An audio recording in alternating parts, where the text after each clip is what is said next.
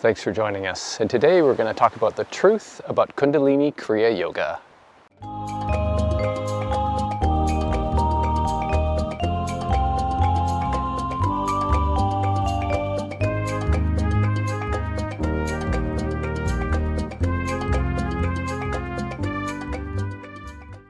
So Kundalini Kriya Yoga is something that has been created by Yogi Raj Gurunath Siddhanath, who we'll just call Yogi Raj for short.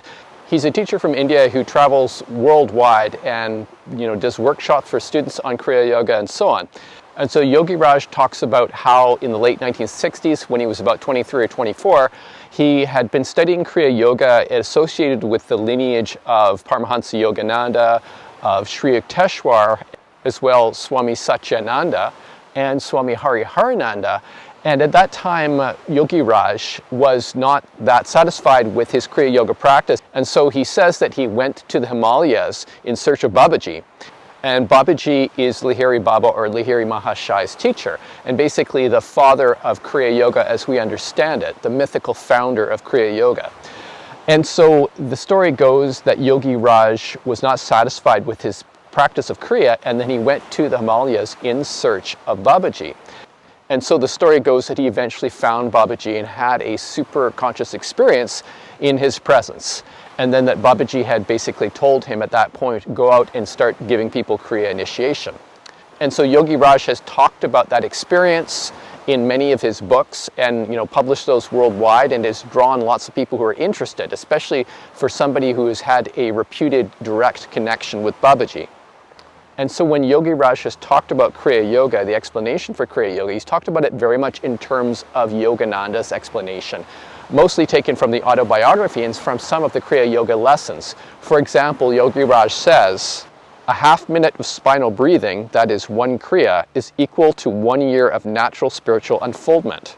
This idea is explained in Yogananda's autobiography, where he talks about one Kriya basically equals 1 year of natural spiritual evolution, and really was an embellishment on Sri Yukteswar's exposition that 12 Kriya equals 1 year of natural spiritual evolution. And the way that Yogi Raj describes the Kriya technique as well is very reminiscent of Yogananda. In his Babaji Kriya Yoga, a process for magnetic oxidation, Yogi Raj says, in the practice of Kriya Yoga, the will and imagination transmute the oxygen of breath into life energy and blend it into the spiritual currents of the spine. In Kriya Yoga, when you inhale and exhale continuously, oxygen is quickly converted into life energy that recharges the entire body, especially the blood and the lungs, with vital sustenance. And this is very reminiscent to what Yogananda says in his autobiography.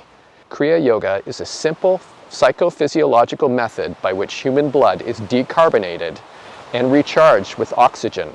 The atoms of this extra oxygen are transmuted into life current to rejuvenate the brain and spinal centers. By stopping the accumulation of venous blood, the yogi is able to lessen or prevent the decay of tissues. The advanced yogi transmutes his cells into energy. So this idea about transmuting this oxygen into prana, into vital life force, and decarbonizing the blood is something that comes from Yogananda. These are his theories about the way that Kriya Yoga works. This is not something that was taught by Lahiri Baba. And so Yogananda in his autobiography was very much looking for pseudoscientific explanations for why Kriya Yoga works. The thing is, he didn't quite hit the nail on the head because his theoretical explanation is not sound scientifically. But the fact that Yogi Raj took those explanations shows that Yogi Raj really learned from Yogananda. Most likely he learned from the SRF lessons, from the YSS lessons, Yogoda Satsang Society. And one of the reasons we know this is because the original Kriya as taught by Lahiri Baba included in the Kriya Pranayam something called Om Japa, mentally chanting Om into the different spinal centers, into the different chakras. And so Yogi Raj's version of Kriya Pranayam does not include Om Japa. And we know that Yogananda's version of Kriya Yoga had Om Japa stripped out of it after his passing, which was in 1952. So it's most likely that Yogi Raj learned the Kriya Yoga techniques from Yogananda through his YSS lessons. So we have to wonder why Yogi Raj, if he actually did meet Babaji, why did he only have the techniques as taught by Paramahansa Yogananda instead of the original Kriya as taught by Lahiri Baba? one of the key ideas taught by Yogi Raj has to do around concentration and karma. And so his idea is one's spiritual development is directly proportional to the amount of concentration one has in Kriya and to one's karma. And so the idea in Kriya Yoga is that the inhaling breath, the prana, helps to elevate one's spiritual consciousness, and that is empowered by concentration, whereas the exhale breath, the apana, burns out the karma. And so one who is able to concentrate very strongly can make a similar amount of spiritual development as one who already has good karma but doesn't concentrate as well. And that if you have good karma and you have good concentration, one can speed up one's spiritual development exponentially. Now the thing about Kriya Yoga is that to actually get into a meditative state, concentration is not what you use. When we talk about concentration, what we're talking about is concentrating on one thing. And analogous to concentration with our mind is concentration with our vision. When we are looking at points, we're using something called foveal vision. Focusing on one point, it engages the left side of the brain, symbol-based part of our brain, that we're able to identify things, right? So we have this kind of predator's perception, if you will, in our regular, experience. And when one uses the peripheral vision, one is aware of spatial awareness, right? It engages a wider field. When you go into meditation, you do not want to be concentrating on anything, because what it does is it stops your ability to shift into that spatial awareness to be able to get into deeper states of meditation, like dharana, concentration on an internalized void, dhyan, which is absorption on your meditative experiences, and samadhi. You need to have that open spherical awareness, this spherical perception, if you will, spatial awareness. You don't want to be concentrating on any particular thing. You want to open up your inner space and become aware. And Kriya Pranayam, as taught by Lahiri Baba, allows you to do that. So I teach Kriya Yoga in the Panchanan Bhattacharya lineage of Kriya Yoga. Panchanan was Lahiri Baba's preeminent disciple. And there is never a concentration on points in this type of practice. Yogananda had this idea that you had to be concentrating, focusing at the point between the eyebrows, furrowing your brow, and directing your eyes as if you're almost cross-eyed. This creates this kind of a focus right on the edge of your body, on the surface of your body, and that is not what you want at all. That will delay you getting into a deep meditative state. What you want to do is open up your inner space. So Yogananda's version of Shambhavi Mudra, which is basically what it's called, where you're raising your eyes and focusing your eyes at the point between the eyebrows, is not the true Shambhavi Mudra. Shambhavi Mudra, as I've said in my other videos, right, especially the Shambhavi Mudra video, is just gently raising the eyes and engaging your peripheral vision. That will allow you to very easily move into a deeper meditative state without focusing on any particular point. So Yogi Raj's idea that you should be using concentration is misinformed. It is not the way that you engage in meditation. It's not a way that you move into a deep meditative state. If anything, you should be doing exactly the opposite, which is not concentrating. Obviously, you need some kinds of concentration to focus on your Kriya Pranayam, so you're moving through the spinal centers as you're doing your Kriya Pranayam. But you really want to let go and relax. It needs to be very soft and very relaxed, and you open yourself up. And what happens when you do that is you become aware of your inner energetic landscape, and things start to emerge in your meditation. You don't focus on them. You are aware of them. They exist in a greater field than just their localized manifestation.